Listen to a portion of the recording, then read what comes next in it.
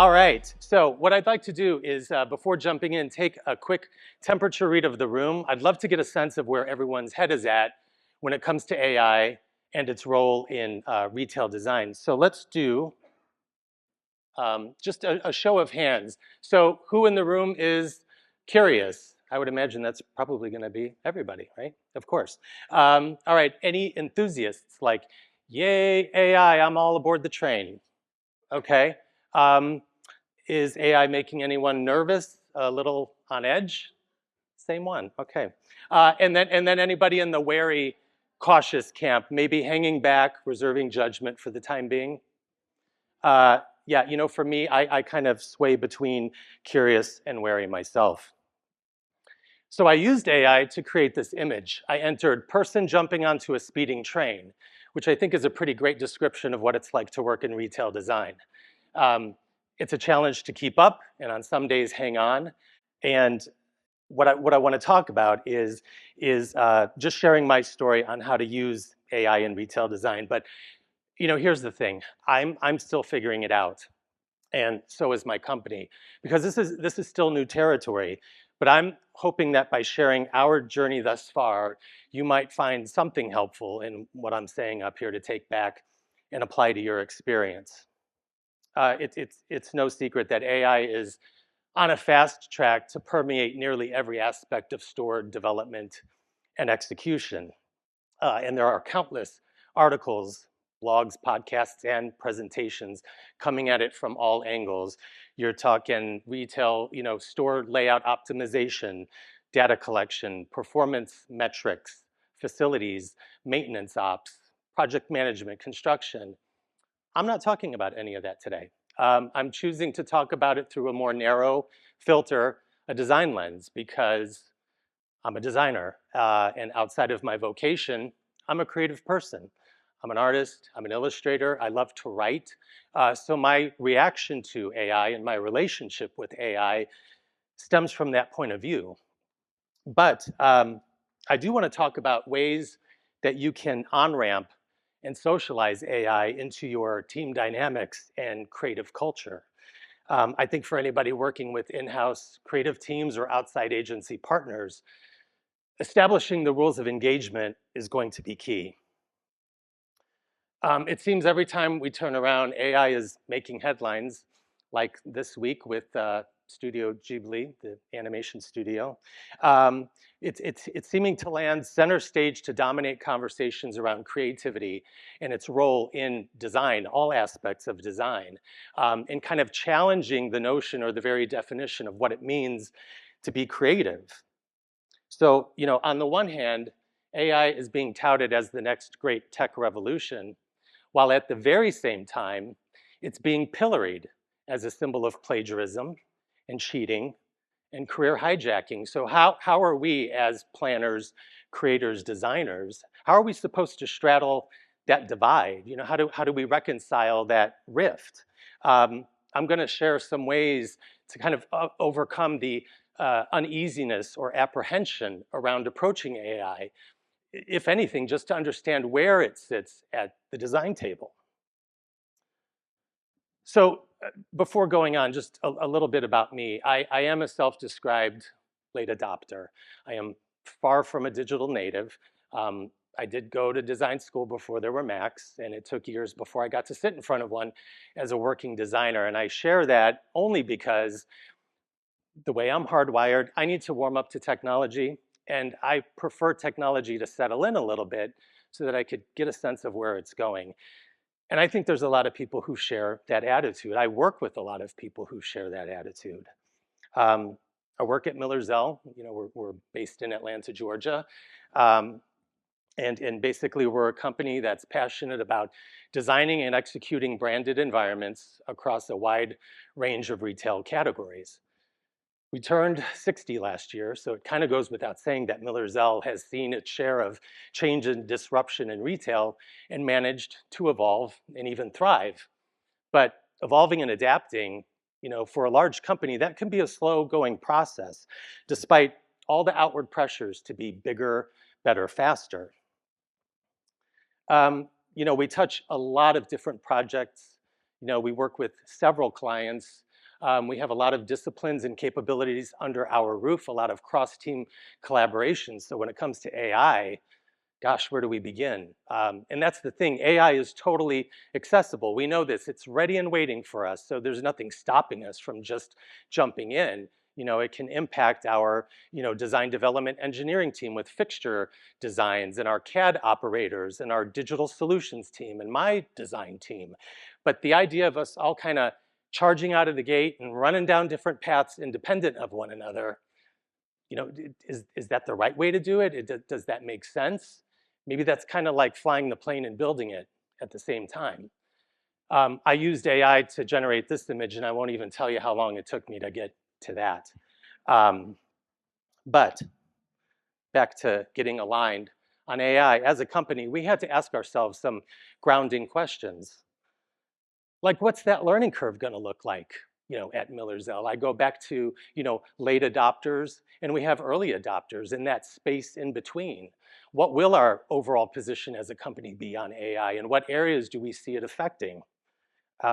We formed a committee, a core team to help vet out platforms that they deemed safest to use. My team, so that we could avoid issues around copyright infringement, which remains a very hot topic as we've seen this week.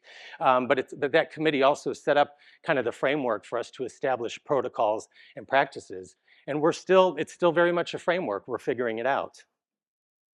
And just as important, we didn't feed into the frenzy because it's really easy to get caught up in it with all of the media attention. And we decided to give ourselves the permission, the time, and the runway to approach this in a way that makes sense for us. And to that extent, I'll talk about introducing my design team to AI. And I'll admit, I didn't get them to embrace it. I would say at this stage, I got them to shake hands with AI. But I had to understand the awareness spectrum within my department. So I got them talking and discovered there are some designers with little to no awareness about AI, others that were using it on their own time, and others who were concerned about their future job security. So with the spectrum of different perceptions and opinions, and frankly, a level of ignorance, I wanted to try to level set and bring in AI so that we could confront it and demystify it as a bunch of creatives, and remove the fear factor. So I came up with a creative exercise for the whole department to participate in. They had to get on an AI platform, and I gave them a simple brief with 3 mandatory prompts: their favorite destination, their favorite color, and their favorite artist or artistic movement. I got back some pretty incredible results that ranged from the surreal and the illustrative to the quirky and photojournalistic. The stained glass sushi, that's me. The great byproduct of this exercise, though, was kind of the bonding it created with designers working together, coaching each other. Somebody would have a breakthrough with prompting, and seeing that kind of apprehension, come down. I thought was really rewarding. So I kind of wanted to celebrate, this kind of collective achievement. So I took all of their images and we created a physical AI image gallery at Miller Zell. Not only is it just a personal point of pride for us as a department, it's become a part of our storytelling when we conduct building tours, because we have a lot of clients who are grappling with AI, how to approach it, how to on-ramp it. Everybody knows it's here. Everybody knows it's on its way to them. But seeing an exercise like this has kind of inspired them to go back and talk to their brand teams, talk to their creative teams about how they can kind of approach something that can seem a little daunting. For us as a creative team, as a design team, we learned a lot. It's hardly a one and done. AI in many ways is a wild card. It requires a lot of patience when it comes to prompting. I think any designers who were worried about it kind of supplanting them soon realized that no, it takes some effort to, kind of guide the process, and that really it's the quality of the user input that, yields the right outcome. I even have some designers who've now become avid learners, and they're kind of our in-house SMEs, and felt emboldened by the exercise to start applying AI, largely by way of image editing, photo retouching, up-resing that wasn't even a thing a year ago. So that's truly been a game changer. But I think it's been a great way to empower the team to see how AI can kind of naturally come to the surface. Beyond that, I wanted to push things a little bit further and see what happens if we put AI in kind of a more primary position. What happens if AI is kind of leading or guiding a project process? So we wanted to engage in a little role play. We came up with a mock project. We came up with a brief for a fictitious retailer we called Kimball's. Going to be a specialty gift retailer, very artsy, creative, one of a kind gifts. And the objective was to develop concepts for a dynamic storefront entry. And I think we imposed like a budget of maybe $50,000. And the idea was to collect concepts and put that in front of a stakeholder, just one of our colleagues at Miller Zell who was going to role play as the client who would need to greenlight the project.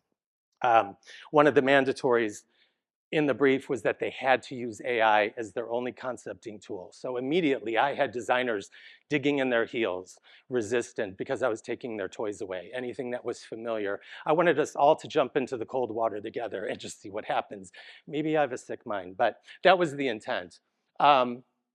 We met on a weekly basis in stops and starts because we were doing this amidst other projects. And here's what happened. You know, outlandish, yes. Impractical, definitely. $50,000, nope. Beautiful, but esoteric. How do you scale that? And then there's this. I mean, this kind of Candyland acid trip. They did their best to kind of put it under a banner, a theme. They were like, yeah, the theme is bigger is better. And I was like, yeah, 30-foot neon palm trees and petrified animals. Okay, I don't know if we're hitting the mark. Admittedly, it was a very clumsy process. Everyone was kind of trying to understand how to wield AI respectively. And I was trying to think, I had a really talented group working on this, but I was trying to think what kind of captures this idea of trying to, you know, harness something that just felt a little out of control. That came to mind. That's kind of how it felt. We were all just kind of hanging on for dear life, trying to figure out how to get this, you know, to work the way we needed it to. We did learn a lot. I mean, clearly out of the gate, I was getting a lot of feedback from my designers, creative director coming up to me and saying, you know what, this isn't how I design. You've got me sitting, you know, in front of my screen and all I'm doing is I'm typing, I'm editing, you know, I'm creating paragraphs, I'm playing with syntax. That's not design. And that feedback, it's valid as a team leader. I need to hear that and realize that AI is not going to be for everybody. Nobody on the team was really also willing to kind of take the lead and figure out how to tether any of those big ideas to the ground or try to drive the process forward because everyone was off their footing, admittedly a bit by my design. From a client perspective, you know, when I say confidence or confusion, you know, our client, she was mildly interested that we used AI, but certainly not enamored by it. And I think she, like us, felt that AI actually kind of overshadowed the entire experience. And I think, you know, ultimately at the end of the meeting, we didn't really instill confidence in this client that we had a firm grip on the project. Now, we did this about a year ago, but, you know, in preparation for coming here today, we went back and dusted off the brief, and knowing what we know now, we took another stab at this, and this is where we landed. So if we go back to the brief about creating a dynamic storefront entry for a specialty gift retailer, this certainly feels like it's hitting closer to the mark. You know, I don't know if it's terribly groundbreaking, but it certainly felt inspiring. And it felt like, yeah, that's the kind of ideation that we could take and run with. We know how to articulate that. We even know how to start talking about fabrication and scale and changeability. So I feel like we have learned something along the way. So those two in-house exercises are really just examples of a way we were able to kind of get our arms around something that to the larger team was a bit daunting. So we wanted to kind of take those lessons, and I want to take the last few minutes of my time up here to just share kind of 6 key, you know, takeaways. So number 1, you know, don't let the tail wag the dog. I think that was evident with the Kimball's exercise. We clearly, you know, put it front and center when we all know now that AI is a tool. But a year ago, maybe we didn't know that so much. And really, it became clear to us you really have to figure out how to define AI and how it bakes into your overall creative process, your creative structure. You definitely have to train it to make it your own. So whatever aspect of retail you're engaged with and you plan to use AI, it is about feeding the machine to ensure better outcomes. So if that means, loading in your brand assets or your brand attributes, language, tone of voice, any other critical store data, that will all help drive toward better outcomes. And really, AI is all about generating lots of recommendations and solutions, but it's not really going to challenge you. True innovation, that still resides with us. Prompting is definitely a craft. It requires patience. You just have to accept there's a degree of trial and error, and just check yourself every now and again. It's easy to fall in. This is my favorite one. We had a situation come up last year. We were working on a QSR, a quick serve restaurant concept. And, every now and again, you hit a bump here and there. And a very well-meaning colleague on our sales team came in the next morning and said, "Hey, guys, I think I figured that out. Look what I did on AI." Awesome. That's exactly what we wanted. Thanks so much. Very enthusiastic, don't get me wrong. It came from a good place. We can't prevent scenarios like that from happening. That was from an internal colleague. It could happen with clients too. So I think what you have to be prepared is to know how to respond to overtures like that and remind everybody that there is a process, there is kind of a strategic arc, if you will, that you need to observe, and we just can't operate like that, quite frankly. The key to success with AI really, depends on authentic input. At a time when brand authenticity is so critical, and stores are the greatest manifestation of the brand, you really do serve as the brand gut check to make sure it sounds right, it looks right, it feels right. AI can swing wildly, it can misinterpret input, it can also deliver things that maybe academically, technically sounds or looks right, but ultimately you're the one that has to true that up. And then lastly, again, just give yourself the space to find AI's place at the table. Again, whatever stripe of retail you represent, it's important to give that time to identify the stakeholders, the team members you need to bring to the table, so that you could kind of unpack AI and approach it in a way that makes sense, and definitely not try to like shoehorn it or force it into a process. And if you're able to do something kind of in an incubation kind of manner where it's not dependent upon a live project, it just gives you a little bit of breathing room. So that's my story, and I appreciate you hearing me. Thanks.